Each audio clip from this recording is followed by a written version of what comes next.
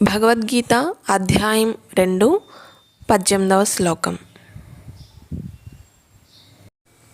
అంతవంత ఇమే దేహా నిత్యస్యోక్తాః శరీరిణః అనాశినో ప్రమేయస్య తస్మాత్ యుధ్యస్వ భారత. అంతవంతః నాశవంతమైనవి, ఇమే ఈ అన్ని, దేహాః భౌతిక దేహాలు, నిత్యస్య శాశ్వతమైనట్టి, ఉక్తాః చెప్పబడినాయి, శరీరిణః దేహధారి యొక్క, అనాశినః వినాశనము చెందనివాడు, అప్రమేయస్య అపరిమితుడు, తస్మాత్ కనుక, యుధ్యస్వ యుద్ధము చేయము, భారత ఓ భరతవంశీయుడా. భావం: వినాశము లేనివాడు, అపరిమితుడు, నిత్యుడు అయినట్టి జీవుని భౌతిక దేహము తప్పక నశించి తీరుతుంది. కనుక ఓ భరతవంశీయుడా, నీవు యుద్ధము చేయుము అని కృష్ణుడు అర్జునుతో పలికెను.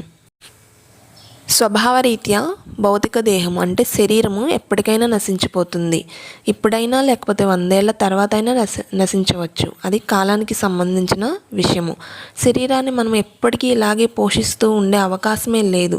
కానీ ఆత్మ చాలా సూక్ష్మమైనది. అది శత్రువు కంటికి కూడా కనిపించదు. ఇంకా ఆత్మ చంపబడదు అని వేరే చెప్పాల్సిన అవసరమే లేదు. కాబట్టి ఈ దుఃఖానికి కారణం లేదు.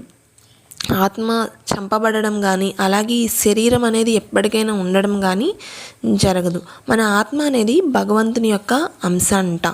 మన గత జన్మల్లో కర్మలను బట్టి ఈ జన్మలో ఈ భౌతిక దేహం అనేది ఆత్మ తీసుకుంటుంది. కాబట్టి మనం ఇప్పుడు ధర్మాచరణ అంటే మనం ఏ పనులు చేయాలో అవి కంపల్సరీగా చేయాలి. వాటి నుంచి తప్పించుకోకూడదు. అలాగే ఇక్కడ కృష్ణుడు అర్జున్ని శరీరం గురించి బాధపడకుండా యుద్ధం చేయము అని చెప్తున్నాడు.